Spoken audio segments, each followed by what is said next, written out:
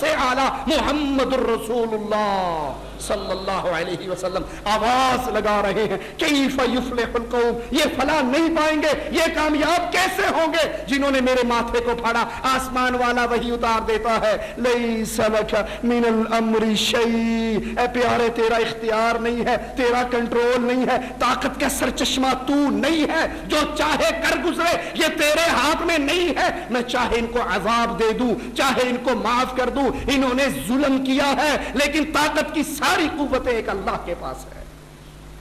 نبی نے اپنے حمزہ چچا کے کٹے پھٹے لاشے کو دیکھا، تڑپ اٹھے، آنکھوں سے آنسو بہہ گئے۔ پھوپھی دوڑتی ہوئی آئی، پتہ لگا، کہا پھوپھی کو روک دو، یہ اپنے بھائی کی لاش کو دیکھ کے صبر نہ کر سکے گی، اور آواز لگائی میں جب تک مشرکین کے اتنے بندوں کی ایسی ہی لاشوں کا ٹکڑا نہ کر لوں سکون نہیں آئے گا۔ کون کہہ رہا ہے؟ محمد رسول اللہ۔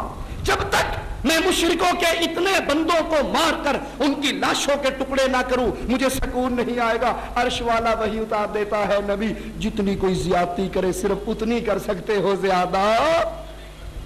طاقت کی ساری قوتیں اللہ کے پاس، سرچشمہ عوام نہیں۔ یہ جمہوریت ہے جو کفر ہے، اللہ کی حاکمیت میں شرک ہے، عوام کو اللہ کا شریک بنایا گیا ہے، عوام جو چاہے کر گزرے۔ ارے یہاں تو نبیوں کی نہیں چلتی۔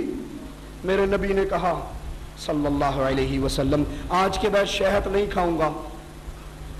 یہ تو نہیں کہا کہ حرام ہو گیا شہد تم بھی نہ کھانا، میں نہیں کھاؤں گا۔ میری بیویوں نے کہا منہ سے بو آتی ہے، میں نہیں کھاؤں گا۔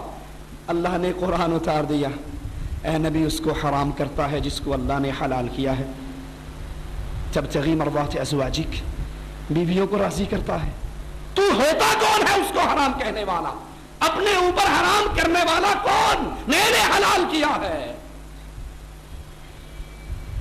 اسی لیے مالک کا قرآن کہتا ہے اگر ہمارا نبی اپنی مرضی سے کوئی بات ہمارے ذمہ لگا دے ہم اس کو دائیں ہاتھ سے پکڑ لیں۔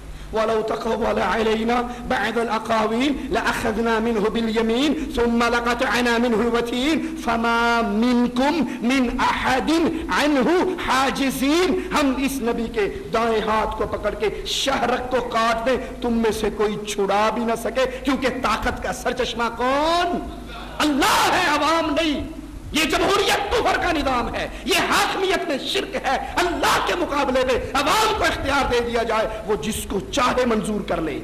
پارلیمنٹ کو اختیار دے دیا جائے۔ کچھ بھائیوں کو غلطی لگی ہے، وہ کہتے ہیں جی تسی نہیں سمجھتے، ہم اسمبلی میں جا کے قرآن نافذ کریں گے، ہم اسمبلی میں جا کے شریعت نافذ کریں گے، ہم اسمبلی۔ ہائے ہائے پیارے بھائی، روح افزا کی بوتل میں شراب بھرنے سے روح افزا نہیں بن سکتی۔ میرے محمد علیہ السلام نے فرما دیا تھا شر کے راستے سے خیر نہیں آ سکتی، میرے نبی نے فرمایا تھا۔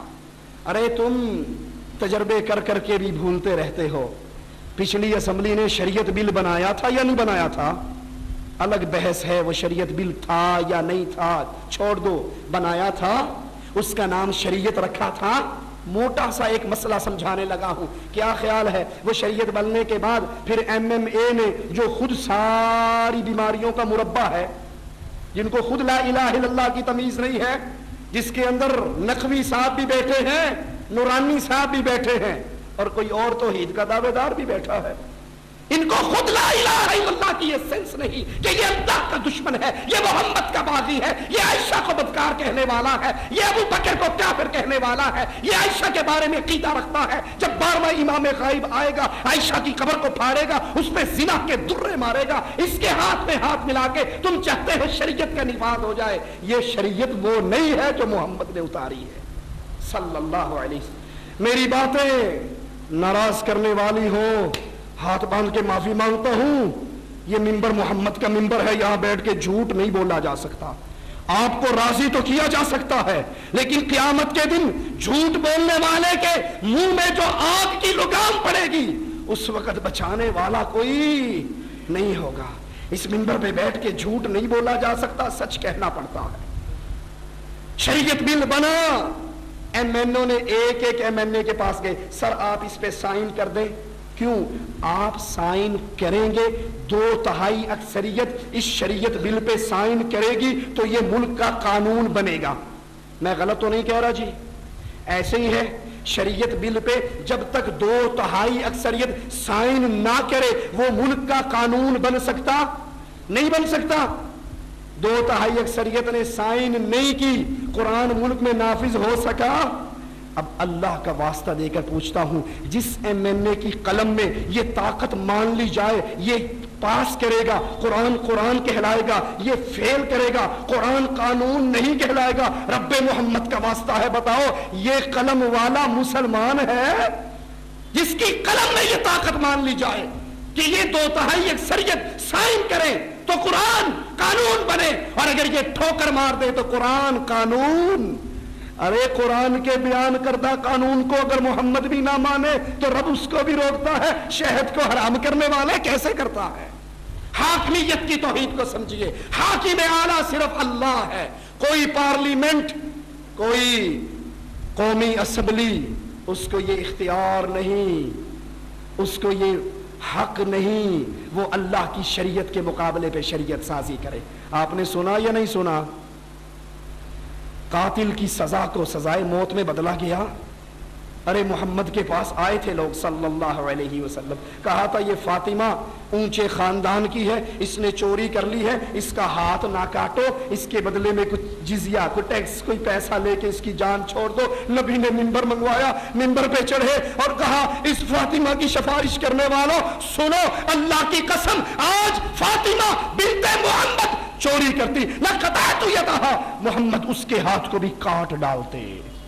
یہ اللہ کی شریعت میں تبدیلی کرنے کا حق کس کو ہے؟ حاکمیت اللہ کی ہے۔ جب اللہ کی حاکمیت، وہ وحدہ لا شریک ہے اپنی حاکمیت میں، تو عوام اس کے شریک نہیں بن سکتے، لہذا اس کفر کی جمہوریت کے نظام سے الگ ہو جائیے، اس میں شرکت نہ کیجیے۔